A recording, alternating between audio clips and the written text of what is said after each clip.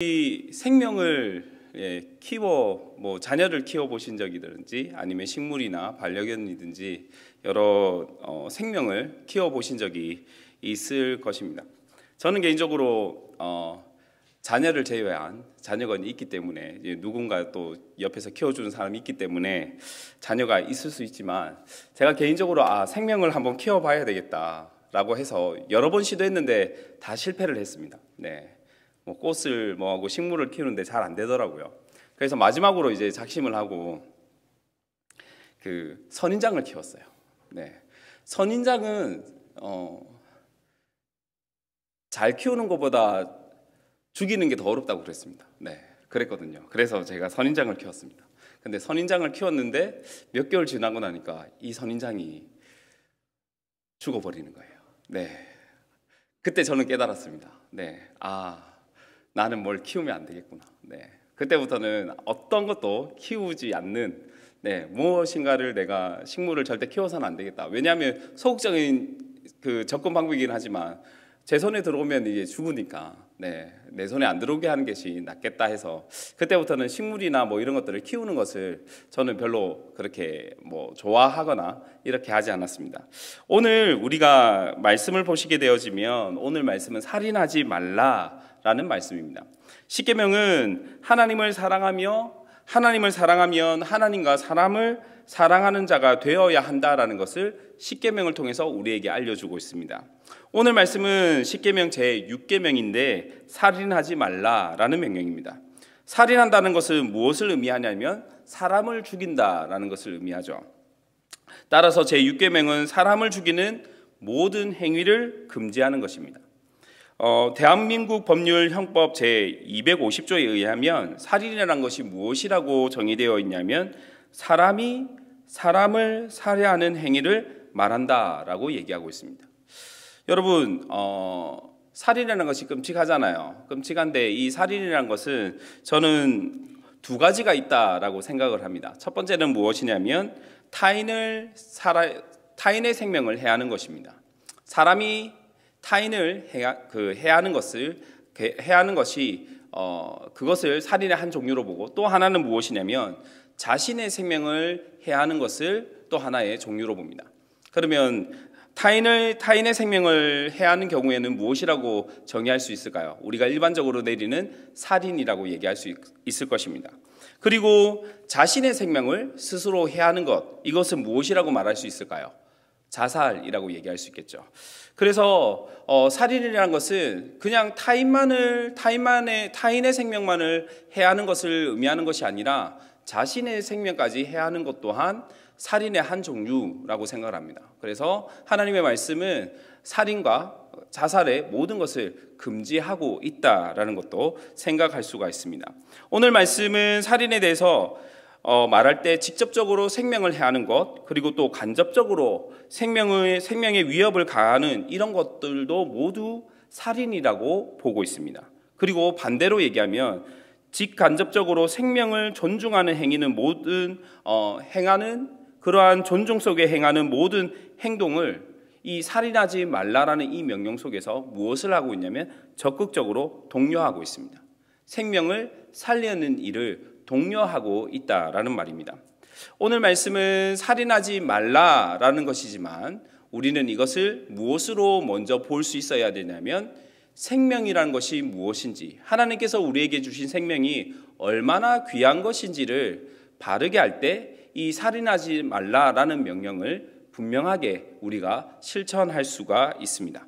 자, 지금부터는 이제 강의안을 보도록 하겠습니다. 먼저는 제 134문은 이제 보았고 135 문답을 보도록 하겠습니다. 135 문답의 1번을 보시면 제가 문을 하고 여러분께서 답을 하시면 되겠습니다.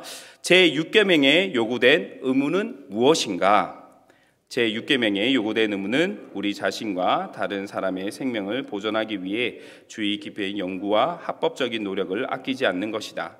누구의 생명이든지 불법하게 빼앗아 가려는 모든 사상과 목적에 대항하고 모든 격분을 억제하고 모든 기회와 시험과 습관을 피하는 것이다.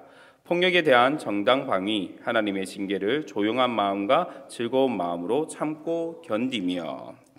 제6계명에서 요구되는 긍정적인 태도가 무엇이냐면 우리 자신과 다른 사람의 생명을 보존하기 위해서 어떻게 해야 되냐면 주의 깊은 연구와 합법적인 노력을 아끼지 않아야 한다라는 것입니다.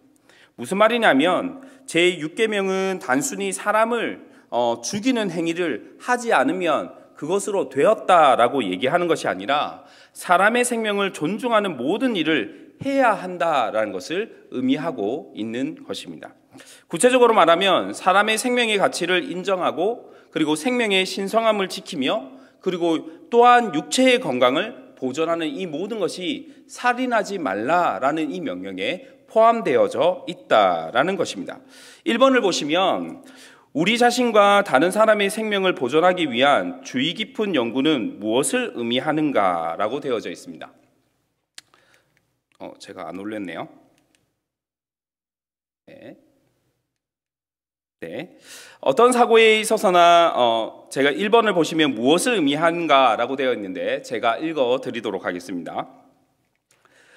이는 생명을 보존하려는 모든 종류의 연구와 계획을 포함한다. 예를 들면 여기에는 질병의 원인과 예방에 관한 과학적인 연구, 생명을 구하고 고통을 예방하는 약을 개발하기 위한 화학적 연구, 고속도로에서의 교통사고를 예방하는 계획, 선박들에게 암초를 알려주는 경공업에 대한 설계, 토지의 생산을 증대시키는 농업적 연구, 지진과 화재와 홍수와 같은 천재지변으로 인한 고통을 감소시키기 위한 효과적인 통신수단의 발전에 관한 연구 등이 포함된다라고 되어져 있습니다. 어떤 사고에 있어서나 가장 중요한 것은 무엇이겠습니까? 사고가 일어났을 때 무엇인가 잘 대처하는 것도 중요하지만 그 사고가 일어나기 전에 무엇을 하는 게 중요합니까? 예방하는 게 중요합니다. 요즘에는 이제 병원은 보통 옛날 같으면 병원은 아파서 가는 곳입니다. 그렇죠. 하지만 요즘에는 이 인식이 변화되고 있습니다. 어떻게 변화되고 있습니까? 미리 예방 차원으로 병원에 가는 것입니다. 여러분 제가 이런 얘기를 누구한테 들었는데 이렇게 얘기하시더라고요. 병원과 친구가 되어야 된다고. 네. 건강을 지키려면 병원과 친구가 되어야 된다는 그런 얘기를 들었습니다. 여러분 병원을 가는 것을 너무 어렵게 생각하지 않으셨으면 좋겠습니다. 시간이 되실 때 한 번씩 건강검진도 받으시고 내 상태가 어떤지 몸에 변화가 있으면 또 그것이 어떻게 이게 무슨 일인지에 대해서 병원 가셔서 체크해 보시는 것 그것은 너무나 중요합니다. 어느 곳을 가든지 먼저 무엇을 해야 됩니까? 우리는 어느 곳을 가든지 먼저 손을 씻어야 됩니다. 그렇죠? 손소독제를 하든지 손세정제를 하든지 손을 씻어야 됩니다. 이것은 질병의 예방 차원입니다. 마스크를 착용하고 다니는 것 이것도 너무나 중요한 것이죠. 손을 씻는 것, 마스크를 착용하고 다니는 것 이것은 질병을 미리 예방할 수 있는 방법들을 연구해서 이렇게 하는 것이 가장 질병을 예방하는 것에 좋습니다라는 것들을 연구하고 그것을 발표하고 우리는 그 정보를 들어서 그렇게 실천하는 것입니다. 여기서 오셨을 때 모두 손세정제 하셨잖아요. 그리고 마스크도 지금 다 끼고 계시잖아요. 저는 이제 설교 때문에 이 앞가리게 하고 지금 이렇게 하고 있지만 우리는 다 마스크를 끼고 하고 있는 것입니다. 이것은 무엇 때문에 하는 것입니까? 예방 차원에서 하고 있는 것이죠. 코로나19로 인해서 여러 제약회사가 무엇을 만들고 있습니까? 약을 개발하고 있습니다. 백신을 개발하고 있죠. 어떤 백신을 맞아야 할까요? 여러분 여러 백신이 나왔습니다. 여러분은 어떤 것을 맞으려고 지금 생각하고 계십니까? 저 몰랐는데 그냥 국가에서 맞춰주는 거 시간 되면 이렇게 맞아야지 생각하고 있었거든요. 근데 그게 아니더라고요. 약 백신의 종류가 꽤 있더라고요. 그래서 이 백신을 맞으면 더 좋다 뭐 이런저런 얘기들을 많이 하시더라고요. 어쨌거나 중요한 것은 무엇이냐면 약을 개발하는 것 이 자체 또한 생명 보존을 위해서 필요한 활동이라는 것입니다. 교통사고가 일어납니다. 저희 집 앞에서도 매일마다 경찰을 보거든요. 제가 이렇게 자주 경찰을 본 적은 처음인 것 같습니다. 그 장소에 있으면 항상 무엇인가를 제가 묻고 싶은데 제가 좀 소심해가지고 그분한테 묻지를 못하겠는 거예요. 왜 계속 이 장소에 계속 서서 이렇게 뭘 단속하고 계시냐고, 뭐 때문에 여기 계속 서 계시냐고. 보통 장소를 옮기고 이렇게 하거든요.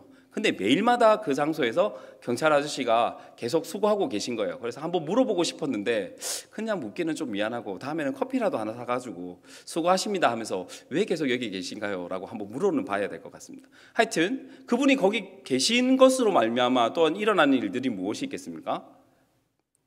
거기 앞에 차들이 왔다 갔다 하면서 한 번 더 신경 쓰게 되어지는 것이고, 그러면서 교통사고에 대한 이런 부분들이 조금 더 줄어들게 되는 것이죠. 교통신호를 만드는 것 또한, 이것 또한 교통사고를 예방하기 위한 차원입니다. 생명 유지를 위해서 꼭 필요한 것이 있다면 우리가 음식을 먹는 것입니다. 오늘 아침 뭐 드셨습니까? 점심은 뭐 드셨나요? 저녁은 드셨습니까? 가서 드실 겁니까? 여러분, 아침, 점심, 저녁 왜 드십니까? 배가 고파서 먹지만 이 배고픔에 극도로 달리게 되어지면 생명의 위협도 받게 되어집니다. 그래서 우리는 이 생명 유지를 위해서 음식을 먹는 것이죠. 그런데 이 음식이 그냥 생기는 거 아니지 않습니까? 이 식자재를 또한 준비해야 되는 것이죠. 농부가 농사를 지어야 되고, 또한 토양이나 이런 것과 관련하고 우리나라에 맞게끔 또 품종도 개량하고, 이런 모든 것들이 또한 생명 유지에 보존에 대한 어떤 한 부분의 행동이라고 말씀드릴 수가 있습니다. 지진과 천재지변 등 이러한 것들을 미리 관측하고 대비하게 하는 연구활동 또한 살인하지 말라는 명령의 적극적인 활동이라고 말할 수 있는 것이죠.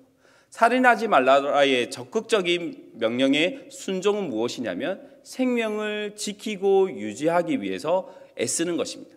여러분이 병원에 가고, 그리고 교통사고가 일어나지 않게끔 요즘에 또 전기자동차나 이런 것도 개발되어 가고 자율주행이나 이렇게 가지 않습니까? 이 모든 것도 생명을 살리기 위한, 생명을 지키기 위한 하나의 수단이 되는 것이죠. 이러한 모든 활동들이 적극적인 이 살인하지 말라라는 명령에 포함되어 있다라는 것입니다. 2번을 보도록 하겠습니다. 2번을 보시면 우리 자신과 다른 사람의 생명을 보존하기 위한 합법적인 노력은 무엇을 의미하는가라고 말하고 있습니다.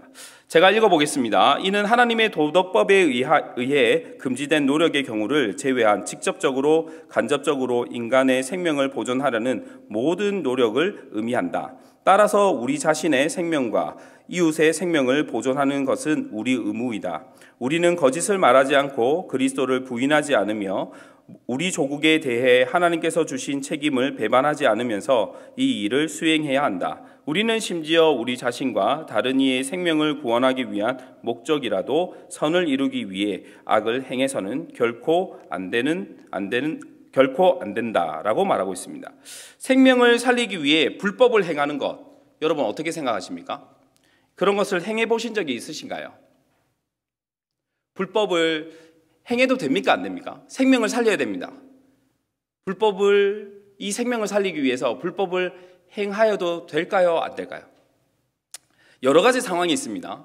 그 중에 그냥 대표적인 상황, 생명을 살리는데 불법을 행하는 것, 그런 대표적인 상황을 하나 말씀드려 보겠습니다. 지금 요즘에 가장 큰 이슈가 되는 것 중에 하나가 이제 코로나19도 있지만, 또한 큰 이슈가 되는 것 중에 하나가 무엇이냐면 미얀마 사태일 것입니다. 미얀마와 관련된 뉴스 기사 중에 이런 제목이 있는 거예요. 구금됐던 청년들 봉지 씌워 고문, 장기 없는 시신도, 이렇게 적혀 있는 거예요. 현지인이 이렇게 말했다고 합니다. 한 감옥에선 구금자를 죽인 후 시신을 돌려줬는데 시신 내부에 장기가 하나도 없었어요. 이렇게 그 현지인이 얘기했다고 합니다.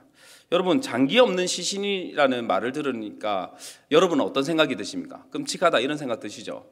끔찍하고 이렇습니다. 그런데 저희가 딱 생각드는 것이 무엇이었냐면 장기 매매라는 단어가 떠오르는 거예요. 저는 그렇게 떠오르더라고요. 그것이 실제로 일어난지 모르겠는데 이 기사를 접하고 이 내용을 접하는 순간 장기 매매? 지금 거기에서는 그것을 팔아서 뭘 하는 건가? 왜 장기가 없지? 이렇게 생각이 되어지더라고요. 드라마 같은 데를 보면 자신이 살기 위해 자신과 맞는 장기를 가진 사람을 여러 곳에 조사해서 찾고, 그리고 고의로 죽이고 그 장기를 차지해서 생명을 유지하는 사람, 그런 사람 등장하는 것 보신 적 있으신가요? 가난한 사람들을 돈으로 유혹해서 장기를 사는 사람, 이런저런 그런 이야기들이 드라마상에서나 드러나는 것들이 있었습니다. 그런데 이러한 일이 실제로는 없었을까요? 아니에요. 있다는 것이죠. 2015년 뉴스 기사를 보니까 이런 제목의 기사가 있었습니다. 장기 밀매 알선 조직 적발, 고아 10대 3명 인신매매도 공모, 이렇게 적혀 있는 거예요. 자신의 건강과 자신의 생명을 위해서 돈을 가지고 이런 불법적인 행위를 하는 것, 6계명을 지키는 것이 아니라 범죄하는 것이죠. 자신의 생명을 살리기 위해서 불법적으로 장기를 하는 것, 매매하는 것, 이런 것 자체는 하나님께서 원하시지 않는 것이라는 것을 말할 수가 있습니다. 다시 말하면 생명을 살리기 위해 불법을 저지르는 것은 잘못된 것이라는 것을 말씀드리는 것입니다. 3번을 보도록 하겠습니다. 3번을 보시면 실제적이며 문자적인 살인죄 외에 제6계명은 우리에게 무엇을 피하라고 요구하고 있는가라고 말하고 있습니다. 이것은 같이 한번 읽어볼까요? 읽어보겠습니다. 실제적인 살인죄 이외에 제6계명은 누구의 생명이든지 불법에 빼앗아가려는 모든 시도를 피하고 저항하며 억제해야 한다. 따라서 우리는 그러한 생각과 의도들을 물리치고 격분을 억제해야 하며 다른 이의 생명을 빼앗으려는 모든 기회와 습관을 피해야 한다. 대요리 문답은 이러한 경우와 시험과 습관의 목록을 제시하는 일을 신중하게 피하고 있다라고 말하고 있습니다. 여러분, 우리가 전에 한번 하이델베르크 요리 문답 105 배운 적이 있거든요. 거기 105 문답을 보면 이렇게 말하고 있습니다. 제6계명에서 하나님께서 원하시는 것은 무엇입니까? 대답은 이렇습니다. 내가 이웃의 명예를 훼손하거나 그들을 미워하거나 해치거나 죽이지 않기를 원하십니다. 나는 생각이나 말이나 몸짓으로 무엇보다도 행동으로 그리해서는 안 되고 다른 사람을 시켜서 해도 안 되며 오히려 모든 복수심을 버려야 합니다. 더 나아가 자기 자신을 해쳐서도 안 되고 부주의하게 위험에 빠뜨려서도 안 됩니다. 그러므로 살인을 막기 위해서 국가는 또한 칼을 가지고 있습니다. 라고 말을 합니다. 마태복음 5장 21절 22절 말씀은 이렇게 말씀합니다. 옛사람에게 말한 바 살인하지 말라. 누구든지 살인하면 심판을 받게 되리라 하였다는 것을 너희가 들었으나 나는 너희에게 이르노니 형제에게 노하는 자마다 심판을 받게 되고 형제에 대하여 나가라 하는 자는 공회에 잡혀가게 되고 미련한 놈이라 하는 자는 지옥불에 들어가게 되리라 라고 말씀을 합니다. 세상에서 말하는 살인과 달리 성경에서 가르치는 살인은 더 광범위합니다. 인간을 무시하는 모든 행위가 무엇이냐면 살인이라는 것이죠. 방금 읽은 말씀은 예수님께서 상상수훈을 통해서 하신 말씀입니다. 형제에게 노하는 자, 그리고 형제를 욕하는 자, 그리고 형제에게 멍청한 놈이라고 말하는 자마다 지옥불에 들어간다, 심판을 받는다라는 것을 얘기하시는 것이죠. 심판을 받는 이유는 무엇이냐면 이 모든 행위가 살인과 동등한 행동이기 때문입니다. 또 우리가 살인할 수 있는 방법이 있습니다. 살인의 방법을 가르친다니까 이상하긴 하지만 살인을 할 수 있는 여러 가지 방법 중에 이러한 것도 있습니다. 요한일서 3장 15절은 이렇게 말씀합니다. 그 형제를 미워하는 자마다 살인하는 자니 살인하는 자마다 영생이 그 속에 거하지 아니하는 것을 너희가 아는 바라. 무슨 말씀입니까? 형제를 미워하는 것이 살인하는 것입니다. 그러면 그 영혼을, 그 생명을 죽이려고 한다면 그 형제를 미워하면 된다는 것이죠.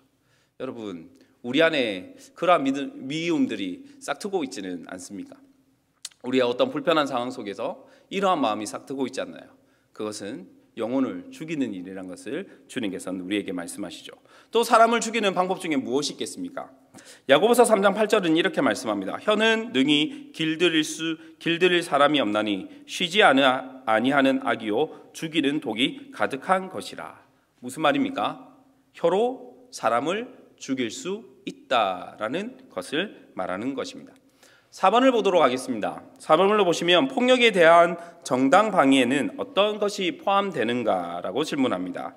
제6계명의 이 요구는 국내와 국외의 모든 종류의 적들로부터의 불법한 폭력으로부터 국민을 보호할 국가의 의무와 모든 종류의 범법자들의 불법한 폭력으로부터 자신과 이웃을 보호할 개인적 의무를 포함한다. 따라서 제6계명은 어떤 경우에서건 범죄적 폭력으로부터 자신과 이웃을 보호하는 의무와 방어적인 전투의 정당성과 의무, 그리고 법과 질서를 수호하기 위한 경찰의 권권력과 관계되어 있다라고 말하고 있습니다.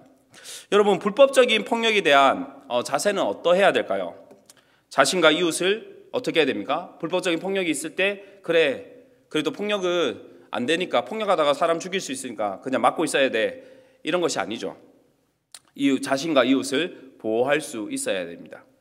개인과 이웃을 지킬 의무가 있습니다. 그래서 나라로부터 오는 불법적인 폭력으로부터 나라를 보호하기 위해서 있는 것이 무엇입니까? 군대입니다. 군대는, 우리가 군대를 가지고 있는 것은 누군가를 침략하기 위해, 옛날에는 그랬죠. 침략하기 위한 것이었지만 오늘날 우리의 군대는 우리나라를 지키기 위한 그러한 수단으로 군대가 있는 것입니다. 나라 안의 치안과 질서를 지키기 위해서 무엇이 필요합니까? 경찰이 필요한 것이죠. 약간 불편한 것이 있습니다. 저는 여기서 항상 조금 뭐라고 할까, 이럴 때 내가 어떻게 해야 되나 이런 생각이 드는 거예요. 저 사람이 분명히 나를 해야 할 것 같아요. 근데 행동을 취하지 않았어요. 근데 곧 그럴 것 같은 거예요. 그때 어떻게 해야 됩니까? 여러분 그런 경우 없으셨습니까? 제가 꼭 그럴 것 같은데 그런 위험이 이렇게 딱 오는데 어디 피할 수는 없고, 그렇다면 내가 먼저 선빵을 날려야 되나? 이런 생각. 여러분은 오면 맞겠다 뭐 이렇게 생각하셨으니까 그럴 수도 있겠네요. 그래서 저는 그럴 때 어떻게 해야 될까? 내가 먼저 해야 되는 거 아닌가? 특히 내 자녀가, 나의 어떤 이웃이, 내 가까운 사람이 그러한 가운데 있을 때, 저런 사람이 위협할 때 그때 내가 먼저 무엇인가 행동을 취해야 되지 않을까? 그런 생각이 들 때가 있거든요. 그런 거 할 때 어떻게 해야 되나? 그때도 맞고 때려야 됩니까? 하나님? 하면서 한 번씩 기도할 때가 있습니다. 네. 그때 마지막 기도는 이래요. 제 능력은 부족하니까 하나님께서 지켜주셔야 됩니다. 이렇게 하고 마무리하기도 합니다. 5번을 보도록 하겠습니다. 5번을 보시면 제6계명은 왜 하나님의 징계를 참고 견딜 것을 요구하는가입니다. 하나님의 뜻에 대한 인내의 복종은 하나님의 섭리의 사건이 우리에게 계시해 주시는 바와 같이 우리의 참된 마음과 영과 신체의 복지를 위해 필요하다. 하나님의 징계를 참지 못하며 불복하는 것은 본질적으로 스스로 파괴하는 행위이다라고 말을 합니다. 신명기 8장 5절은 이렇게 말씀합니다. 너는 사람이 그 아들을 징계함 같이 내 하나님 여호와께서 너를 징계하시는 줄 마음에 생각하고 라고 말씀을 합니다. 하나님께서 하나님의 백성을 징계하실 때가 있습니다. 부모가 자식을 징계할 때 그 징계는 자식을 나쁜 길로 가게 하기 위한 것이 아니죠. 그런 것처럼 하나님의 징계 또한 하나님의 백성을 생명의 길로 인도하는 것이기 때문입니다. 그런데 오늘날 이것이 잘 안 먹히죠. 그런 뉴스들을 보게 되어집니다. 아버지가 자녀의 오락 시간이 너무 긴 것이 뭐해서 걱정되어서 충고를 그랬더니 자녀가 부모에게 손찌검하는 그런 일이 오늘날 있죠. 오늘날 굉장히 위의 권위가, 부모의 권위가 많이 무너졌다는 그런 생각도 들어집니다. 하지만 하나님의 징계 속에는 무엇이 있다라고 말을 합니까? 하나님의 징계를 걱정과 근심 그리고 비관적인 태도로 보는 것이 아니라 조용한 마음으로, 그리고 이 징계로 인해 앞으로 자신의 인생이 바른 길로 인도함을 받는다는 신뢰 가운데 즐거운 마음으로 하나님의 징계를 참고 인내할 수 있어야 된다라는 것을 우리에게 알려주고 있습니다. 여러분, 살인을 하지 말라라는 이 명령 속에 굉장히 많은 것들을 담고 있다는 것을, 생명과 특히 관련되어 있을 때 많은 것을 담고 있다는 것을 오늘 이 강연을 통해서, 그리고 교리 문답을 통해서 우리가 알게 되어집니다. 두 번째 136문 문답 두 번째를 보도록 하겠습니다. 제6계명에 요구된 의무는 무엇인가? 대답을 읽겠습니다. 시작. 제6계명에 요구된 의무는 육류와 술과 약과 수명과 노동 및 오락을 절제 있게 하며 자비로운 생각과 사랑과 인애와 온유와 우아함과 친절과 화평과 부드럽고 예의 있는 언행과 관용과 화해되기 쉬움과 상해의 관용 및 용서 또는 악을 선으로 갚음과 공궁에 빠진 자들을 위로하고 구제함과 죄 없는 자를 보호하고 옹호하는 것이다. 고린도전서 10장 31절은 이렇게 말씀합니다. 그런즉 너희는 먹든지 마시든지 무엇을 하든지 하나님의 영광을 위하여 하라라고 말씀을 합니다. 19세기에 미국의 대부흥을 이끌었던 무디라는 분이 계셨습니다. 이분이 영국에 집회를 갔다가 영국에서 설교의 대가가 계셨거든요. 그분이 누구셨냐면 스펄전이라는 목사님이셨습니다. 이분을 만나고 싶어서 그분의 집을 찾아간 거예요. 찾아가서 두근거리는 마음으로 문을 두드렸는데 흠모하던 스펄전 목사님이 무디 목사님을 만나기 위해서 문을 열었는데 어떻게 만났냐면, 어떤 모습으로 만나 주셨냐면 파이프를 입에 물고 만나 주신 거예요. 여러분 파이프 하니까 못 알아들으시는 건 아니죠. 다 알아들으신 거죠. 네, 그 담배를 폈다는 얘기죠. 간단히 얘기하면 담배를 피면서 이제 무디 목사님을 맞이한 거죠. 무디 목사님이 이제 깜짝 놀라서 아니 어떻게 그리스도인이 담배를 피웁니까? 라고 질문했습니다. 네, 그랬더니 스퍼전 목사님이 장난스러운 미소로 뚱뚱한 무디 목사님의 배를 쿡 찌르면서 그럼 그리스도인이 이렇게 배가 나와서 쓰겠나라고 얘기했다는 거죠. 여러분 담배도 몸에 해롭습니다. 그렇죠. 그래서 금하는 것이죠. 그러면 배가 나오는 것은 좋은 것입니까? 나쁜 것입니까? 제가 이 말하면서도 찔리긴 하지만 네, 갑자기 배를 가리게 되어지는 이 모습을 어떻게 해야 될까요? 어쨌거나 네, 그러한 것이라는 것이죠. 1번을 보시면 육류와 음료의 절제에 있는 사용은 무엇을 의미하는가입니다. 이는 우리 신체와 정신에 해로운 영향을 주지 못하게 하기 위해 이런 것들에 대한 양심적이며 주의 깊고 세심한 사용을 의미한다. 우리는 성경이 술 취하는 것만큼이나 폭식하는 것 역시 죄라고 선언하고 있음을 깨달아야 한다라고 말합니다. 음식을 잘못 먹으면 죽을 수 있습니다. 정말 그렇죠. 네, 음식을 잘못 먹으면 죽을 수 있습니다. 그리고 우리가 병이 났을 때 가장 먼저 조절하는 것 중에 하나가 무엇이냐면 음식을 조절하는 것, 그런 것이죠. 출애굽기에 보면 이런 음식에 대해서 굉장히 중요한 이야기들이 하나 등장합니다. 무엇이냐면 바로 왕에게 술 맡은 관원장과 떡 굽는 관원장이 있었다라는 것입니다. 왕에게 바치는 술을 검사하는 사람, 그리고 왕에게 떡을 바치는 것을 떡을 검사하는 사람, 이러한 사람이 있었다라는 것은 음식이 그만큼 중요하다라는 것을 의미하고 있는 것이기도 하죠. 2번을 보시면 약이란 단어는 무엇을 의미하는가라고 되어 있습니다. 간단하니까 한번 읽어볼까요? 대요리문답이 언급하고 있는 이 단어는 오늘날 우리가 의약품이라고 부르는 것이다. 이는 약뿐만 아니라 고통을 경감시키고 생명을 연장시키는 모든 과학적 수단과 방법을 포함하는 용어이다. 코로나19 그리고 사스, 메르스, 현재도 사람의 생명을 앗아가고 있는 말라리아, 그리고 과거 유럽에 창궐했던 흑사병, 이 모든 것을 치료하기 위해 필요한 것이 무엇입니까? 약이 필요하죠. 약이라고 하다면 의술 쪽으로 볼 수도 있다고 생각합니다. 저의 굉장히 가까우신 분 중에 신앙이 제가 생각하기에도 감히 얘기할 수 있는 신앙이 정말로 좋으신 분이 계세요. 그런데 이분이 하루는 배가 아프신 거예요. 배가 아프셔서 어떻게 하셨냐면 기도로 낫게 하시겠대요. 네, 정말 믿음이 있으셨거든요. 제가 보기에도 제가 주위 아는 분의 10손가락 안에 드는 그런 믿음을 가지신 분이라고 생각이 됩니다. 그래서 기도하셨어요. 기도를 하시다가 배가 아프셔서 병원에 가셨어요. 결국 갔습니다. 갔더니 뭐라고 했을까요? 맹장이 터졌대요. 네, 아프면 어떻게 해야 됩니까? 병원 가셔야 됩니다. 네, 병원 가야 됩니다. 약과 의술, 이 모든 것 또한 하나님께서 우리에게 주신 것이죠. 그래서 지혜롭게 사용하는 것이 필요하다라는 것을 말씀드리고 싶습니다. 3번을 보도록 하겠습니다. 3번을 보시면 그리스도인이 고통을 경감시키고 질병을 치유하기 위해서 의약품이나 다른 과학적 치료를 받는 것은 그릇된 일인가? 라고 질문합니다.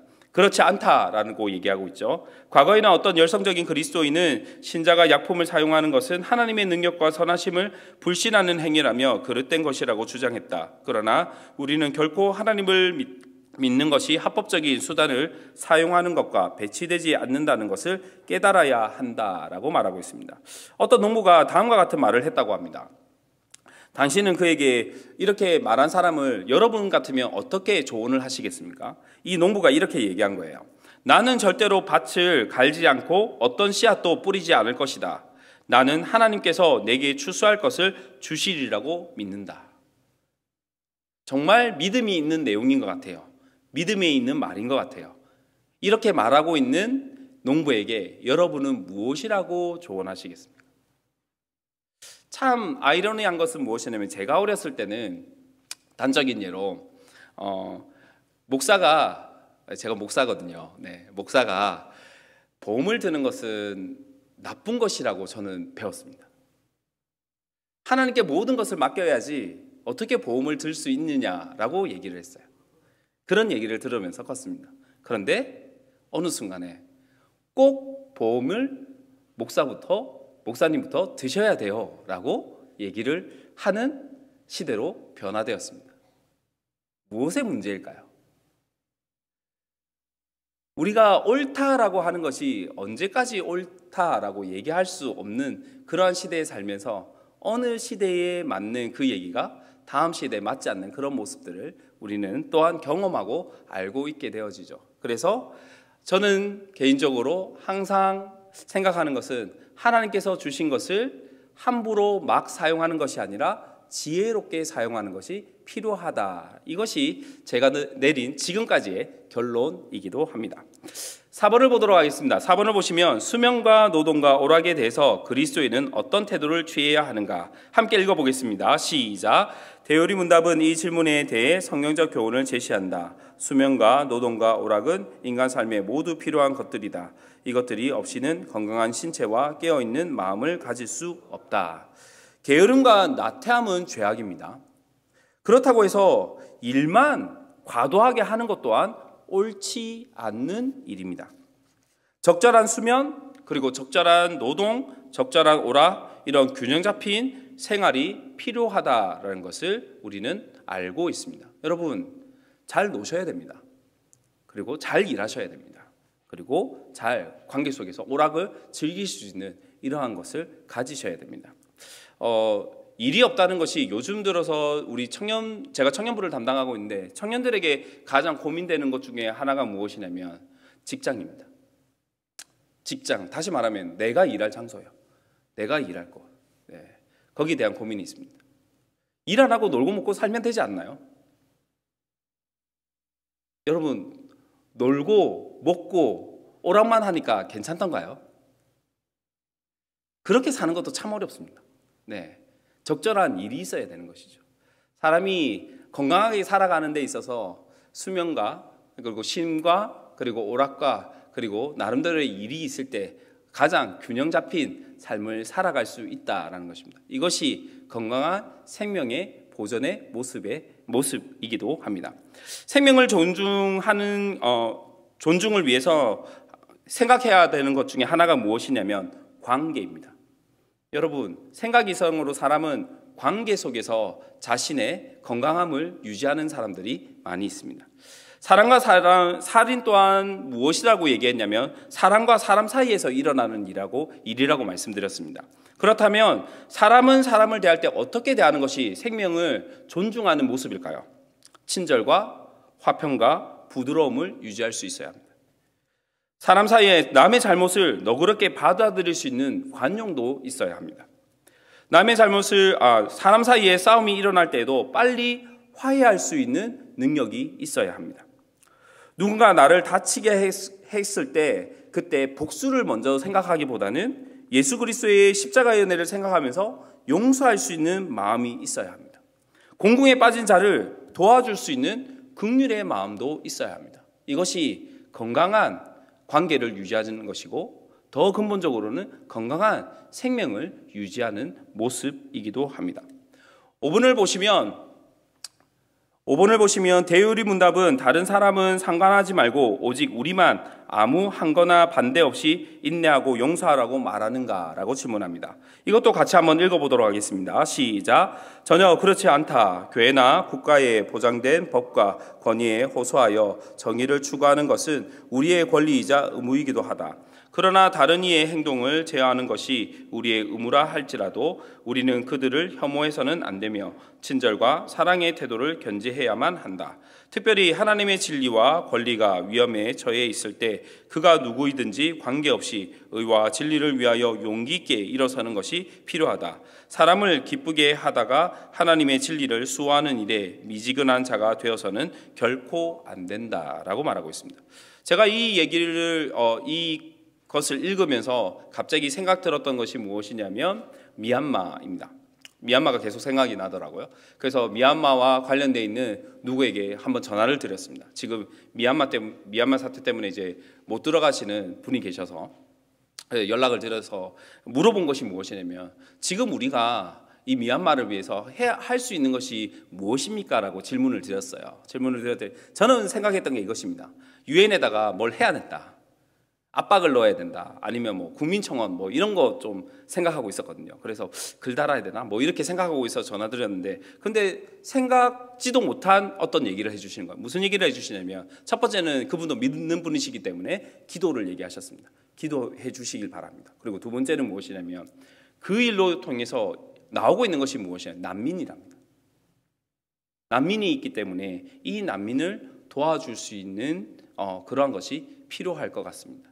나중에 그게 구체적으로 무엇이 나오면 알려드리도록 하겠습니다. 이렇게 얘기해 주시는 거예요. 그렇습니다. 그러한 사태가 지금 있는 거 불의한 것이잖아요. 그럼에도 불구하고 이 불의를 우리가 그냥 보고만 있어서는 안 된다는 것이죠. 여러분, 우리는 기도해야 합니다. 그리고 또 무엇을 해야 됩니까? 그들을 돕기 위하여 적극적으로 우리가 행동해야 하죠. 네, 가지는 못하지만 우리가 할 수 있는 한 최대한 무엇인가를 해야 한다라고 말씀드릴 수 있습니다. 자, 그리고 마지막으로 제 136문답을 보도록 하겠습니다. 제 136문답을 제가 읽고 답을 하겠습니다. 제 6계명에서 금지된 죄는 무엇인가? 제 6계명에서 금지된 죄는 공적 재판이나 합법적인 전제 혹은 정당 방위 외에 우리 자신이나 다른 사람들의 생명을 빼앗는 모든 행동이다. 합법적이며 필요한 생명 보존의 방편을 소홀히 하거나 철회하는 것, 죄악된 분노, 증오심, 질투, 복수하려는 욕망을 가지는 것, 모든 과도한 격분, 찬란하게 하는 염려와 육류, 술, 노동 및 오락을 무절제하게 사용함과 격동시키는 말과 압박, 다툼, 구타, 상해, 다른 무엇이든지 사람의 생명을 파멸하기 쉬운 것이다. 제 136문답은 앞에 있는 내용들과 중복되는 것이 많습니다. 앞에서 말씀드렸지만 타인의 생명을 해하는 살인, 그리고 자신의 생명을 해하는 자살, 이 모든 것 또한 6계명에서 금지하는 것입니다. 그리고 생명을 위협하는 모든 행동들은 금지되어집니다. 마음으로부터 일어나는 죄악된 본성, 미워하는 것이나 분노하는 것이나 이 모든 것들도 금지되어져 있죠. 간접적인 위협을 끼칠 수 있는 무절제한 행동, 술 취하면 무엇되는 사람도 있습니다. 사람을 해하는 사람도 있는 경우를 보게 되어집니다. 직접적으로 생명을 해하는 파괴적인 행동, 이 모든 것을 제6계명은 금지하고 있습니다. 주 안에서 교리를 배우는 모든 성도 여러분, 제6계명은 하나님께서 주신 생명의 가치를 다시 회복할 필요가 있다라는 것을 우리에게 말씀해 주고 계신 것입니다. 그냥 단순히 살인하지 말라가 아니라 생명을 존중해라고 말씀하시는 것이죠. 말씀을 준비하면서 이런 생각이 갑자기 들었습니다. 이제 마무리하면서 이런 생각이 드는 거예요. 육신의 생명만이 아니라 영원한 생명을 위해서 주님을 모르는 이웃에게 복음을 전하지 않는 것, 이것 또한 어떻게 보면 이 살인하지 말라라는 이 계명을 범하고 있는 것 아닌가라는 생각이 드는 거죠. 간접적인 영적 살인이 아닌가, 그런 생각도 한번 해보았습니다. 여기에 모인 저와 여러분은 하나님께서 주신 이 생명을 귀하게 여기며 영원한 생명을 소망하며 생명을 구해줄 수 있는 영적 구조대가 되시기를, 그렇게 될 수 있기를 바랍니다. 우리의 어려운 이웃들을 위해서 기도해 주시고 특별히 미얀마를 위해서 기도해 주시길 바랍니다. 생명의 주인이 되신 하나님 아버지의 은혜가 저와 여러분을 통해 땅끝까지 충만해지기를 주님의 이름으로 축복합니다. 아멘. 함께 기도하겠습니다. 모든 생명의 주인이신 하나님 아버지, 이 시간 살인하지 말라라는 말씀을 통해 하나님께서 주신 생명을 얼마나 귀하게 여겨야 하는지 알게 되었습니다. 깨달은 말씀을 실천하게 하여 주시고 모든 영광을 하나님께 올려드리는 모든 성도들이 되게 하여 주시옵소서. 감사합니다. 예수 그리스도의 이름으로 기도하옵나이다. 아멘. 268장입니다.